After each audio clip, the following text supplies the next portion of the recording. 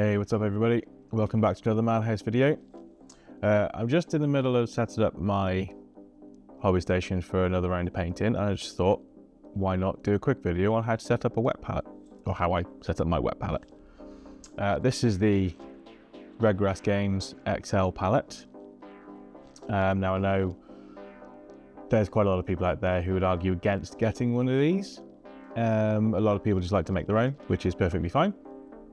But when I got this, I didn't do a huge amount of research on getting one. I saw it advertised. I thought that sounds like a fantastic idea. It comes with a seal around the lid. It's quite easily transportable. It has some magnetic attachments to go around the side that I've never used because I just don't want to use it. And as you can see, I have quite a lot of paint around my wet palette because my work area is not massive. So I need all the space I can get. But yeah, I decided to go with this one.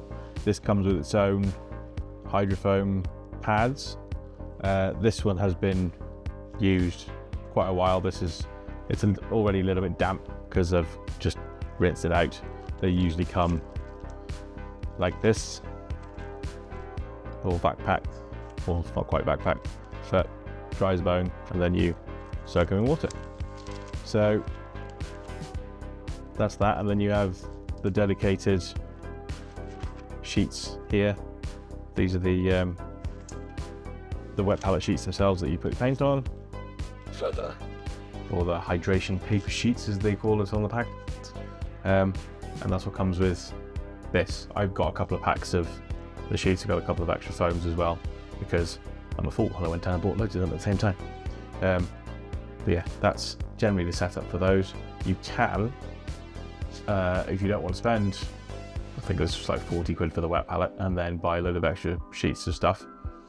Just go to a supermarket, a pound store, somewhere like that, buy a reasonable sized Tupperware box, preferably one that's flat in the bottom, relatively shallow, or has a good flat lid that you could use as the palette. You can use just some kitchen roll. I can't remember what brand this is. C Studios will advocate for Blitz all day long because it's quite a bit thicker. It'll hold water a lot longer, but just if you're using anything else, just increase the number of layers of paper that you use. That is used in place of the pad. And then just use some garden variety baking paper instead of your hydration sheets. And it works perfectly fine. And then you can seal it in the Tupperware and it'll last for days. One useful tip is if you actually put it in the fridge, it'll last for a lot longer. But I find that I don't really need to do that because I'm using my wet palette off lid off. I fill up the wet palette quite quickly, and I'm actually changing it over every few days anyway when I'm in big painting sessions, so it doesn't really need to go in the fridge. But if you're in a particularly dry climate or it's particularly warm, especially in the UK, I've found in the past where it gets really, really warm in the summertime, then the palette will dry out very, very quickly. But anyway, let's go on to actually setting the thing up. So as you can see, we've got the foam in the bottom. So this one's already a little bit damp, so it's already laying quite flat. Quite often when they've dried out or when you get a new one, they can be a bit scrunched up. As this one's already a bit wet. So what I'm going to do, I have some water pre-poured into a cup. I usually do this in the sink because it's easier to pour it out again. But I'm going to put a load of water in here. I'll start off with that.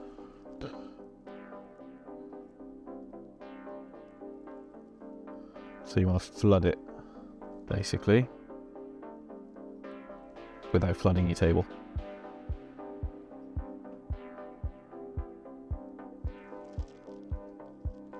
The aim is to get this nice and soggy.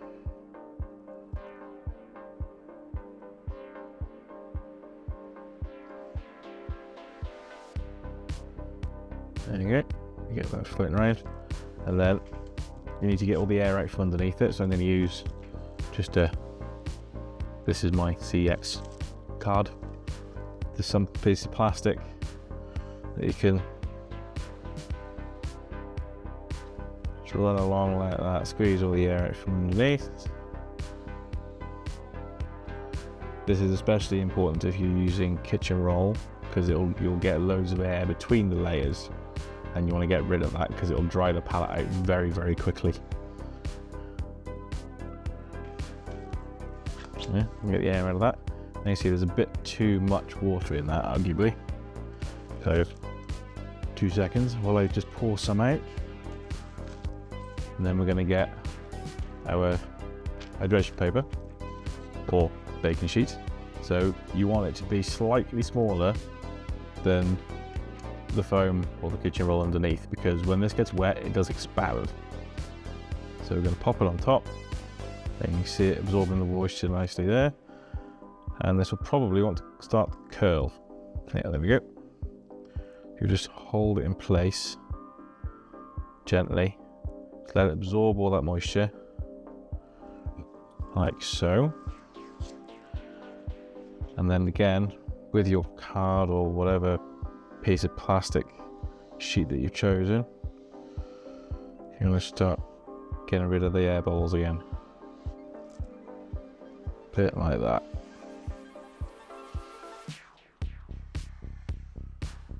Because air will very, very quickly dry out your wet palette if you have any air underneath it at all. And as simple as that. What you can also do to increase the life of the palette, I use these. That's a bottle with a spout on it. So when you see the edges of the palette getting dry, and all the foam around it going really, really dry and there's no water left around it, use one of these, spray some water around the foam, a generous amount, so it kind of goes back underneath the hydration sheet again, and that'll help to increase the length of the overall usable length of the wet palette. If your paint's getting a bit dry, some people can sometimes use like a fine mist bottle just to keep the top of this damp. Just a bad idea, to be fair, but I find that once you put the lid on the wet palette anyway, it tends to hold the moisture and this will stay damp regardless. Yeah, that's his very, very quick and simple wet palette setup. Thank you all for watching. Like and subscribe and all the other things that the YouTubers like to say, and I'll catch you in the next video.